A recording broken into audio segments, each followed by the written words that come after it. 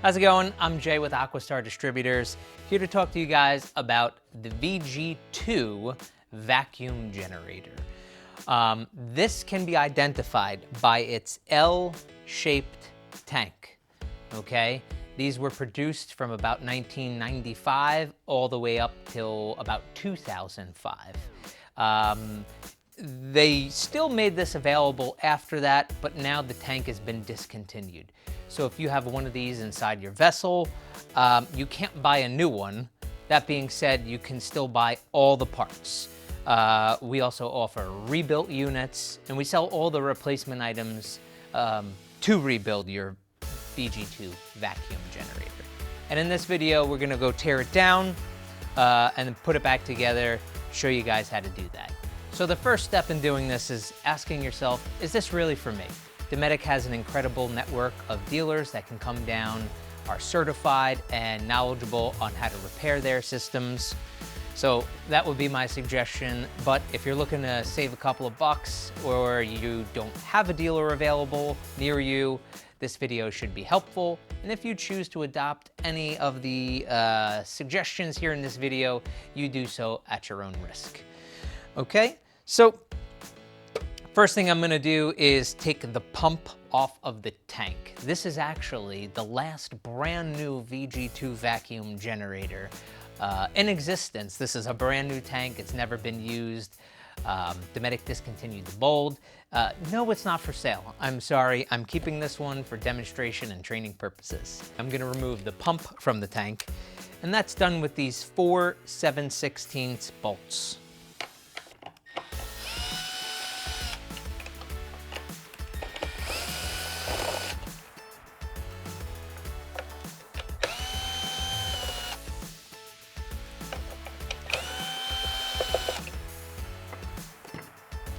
So once you have those out, you can grab the dip tube and loosen that.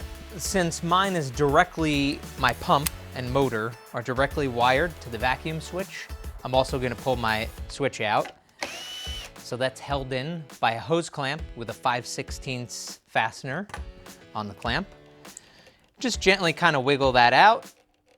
It's a friction fit, and you can move your pump. So the only other parts left inside this tank are the inlet elbow and the dip tube. This is the new style dip tube. Some of the older ones had wings on them, and the plastic over time can dry out, can be a real sneaky leak in there. You never want to over tighten that. If yours is older and has the wings on it, it's definitely something you're going to want to replace. So this dip tube is held in by that hose clamp. This one I recently assembled. It's greased up, I have good leverage, so I can just kind of wiggle it out. Yours might be a little more difficult to get out. You may get like a blunt flathead and just pry it out gently. Also too, good place for feminine hygiene products and paper to wad up in. So those are replacement items that are available. And then for your inlet elbow, I personally installed this one recently and greased it up very nicely. So it comes out relatively easily. That's the PVC elbow. To pull out this uniseal, that's where we get our blunt flathead. Very gently, get under there, and that'll come out. So that's it for our tank. Now we're gonna pull the pump apart. When you're rebuilding this pump, the first thing you're gonna wanna do is take note of the orientation of the body and the top, okay? Great idea to take a picture. Some of these had a much larger cap, different motors. You may have to completely remove these two #1 Phillips head screws. Careful with that cover, it's a little pricey. We'll set it off to the side. We'll first start off removing our 3/4 shoulder bolt. This is the only time it's okay to use an impact gun. If you're unfamiliar with the system, you probably want to do this with hand tools the first time. I've done this a couple of times. It's also a little quicker with tools.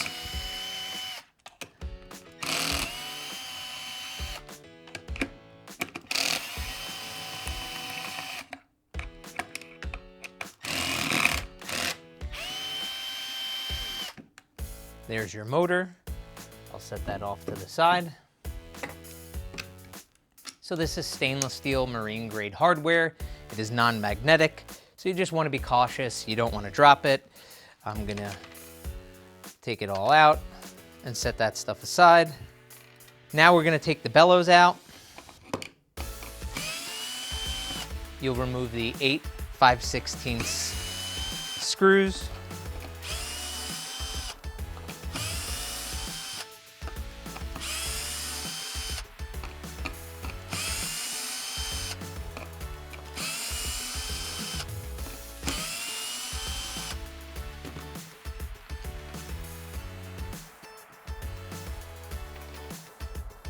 Just use caution when you remove this. There could be a little bit of debris in there, okay?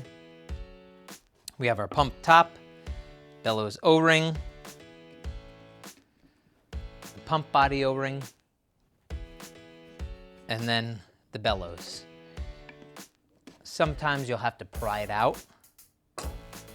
This is the newest version of the bellows with the newest version of the bellows chocks, so it's pretty easy to remove. And then we'll take out our fittings, which house the duckbill valves. You may have to utilize a channel locks to loosen these fittings.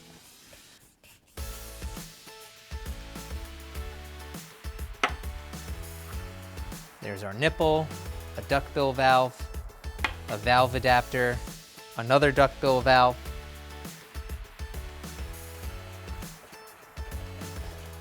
We have our threaded nipple here with one duckbill valve, and then sitting in the neck of the pump is the last duckbill valve.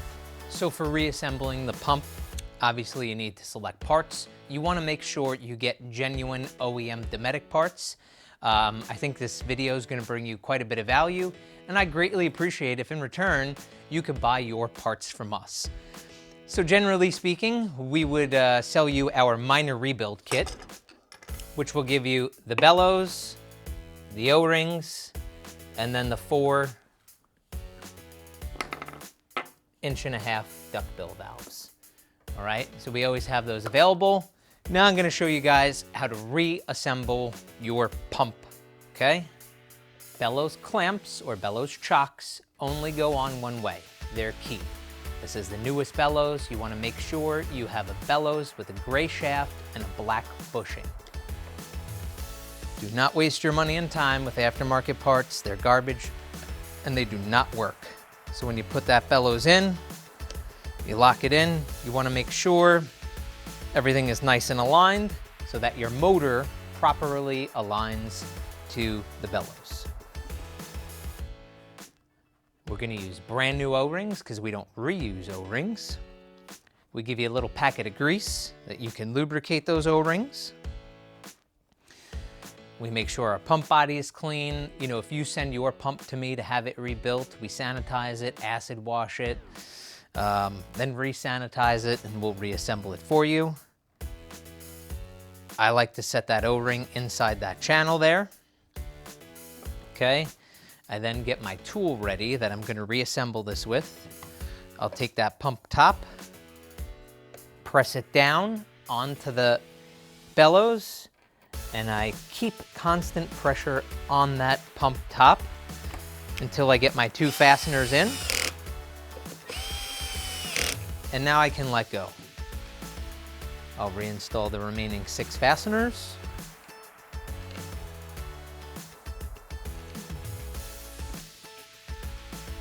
I usually like to work in a star pattern.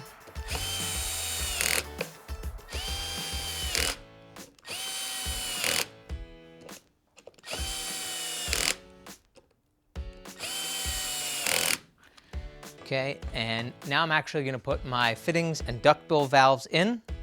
So the first duckbill valve will sit inside of the duckbill valve adapter, like that. And all the duckbill valves will face in the direction of flow. We don't have a preference if it's north-south or east-west.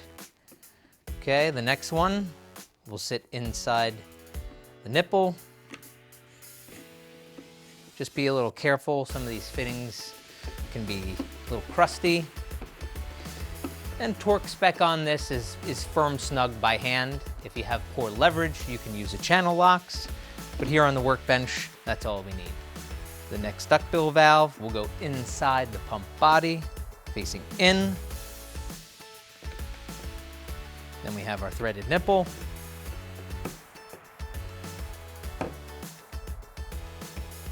Last duckbill valve.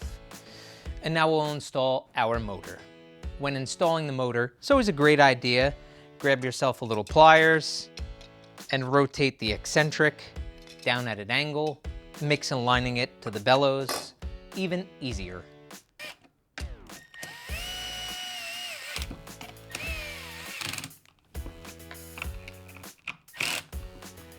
I'm gonna cheat and lay the pump down to get the last two pieces of hardware in. Still might drop one.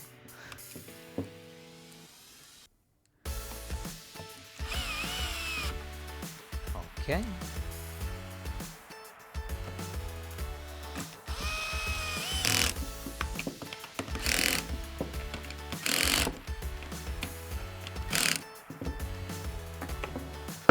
I know you guys really couldn't see that.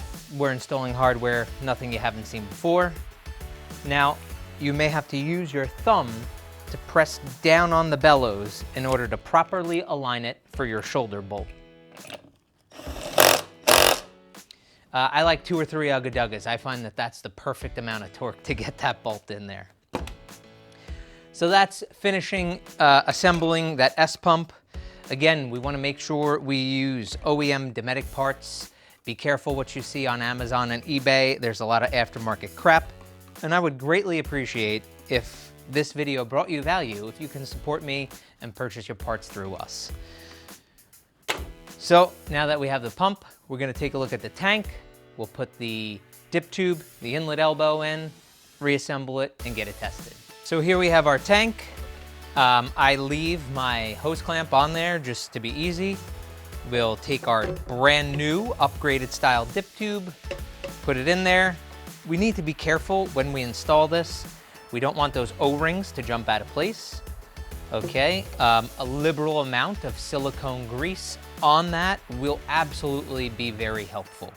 If you're really struggling to get that in, I find sometimes I need a heat gun. I'll gently warm up the tank and get it in. We'll torque down our hose clamp.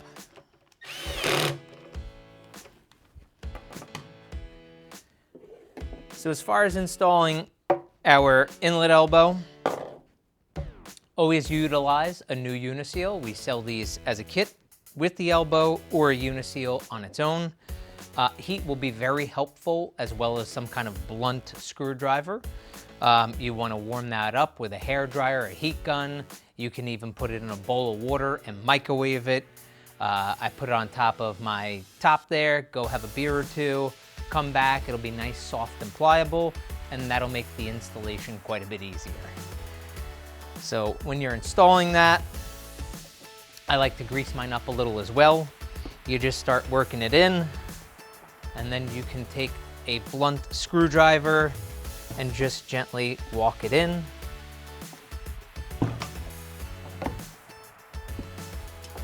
You'll grease up the stem of the inlet elbow. You can even put a little grease inside of your uniseal. Shove it right in. We'll then grab our pump, bring it over to the tank. I like to thread it onto my dip tube first.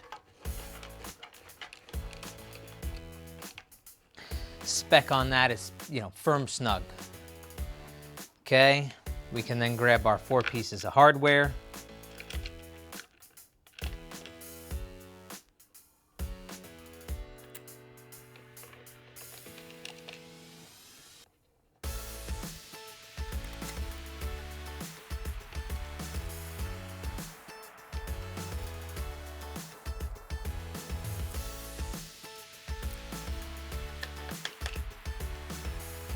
I like to start them all by hand first.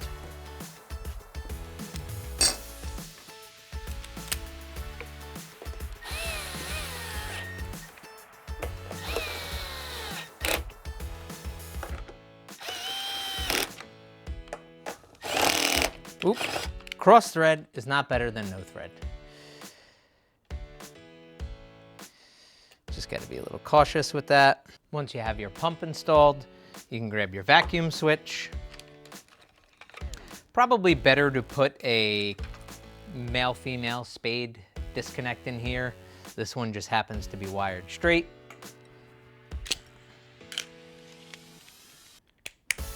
You want to ensure on your vacuum switch, you want to ensure you're breaking power on the B side of the vacuum switch. So here on this switch, the top two terminals are A, and then the bottom terminals are your B. Our positive signal is always broken on the B side of the vacuum switch.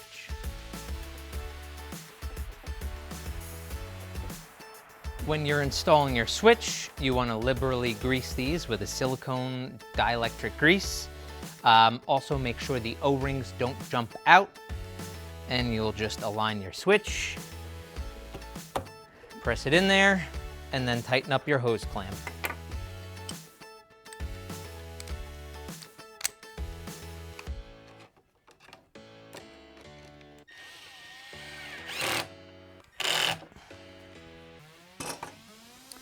So that's how you rebuild a VG2 vacuum generator. If you need parts, definitely check out the links down below. We always have this stuff in stock.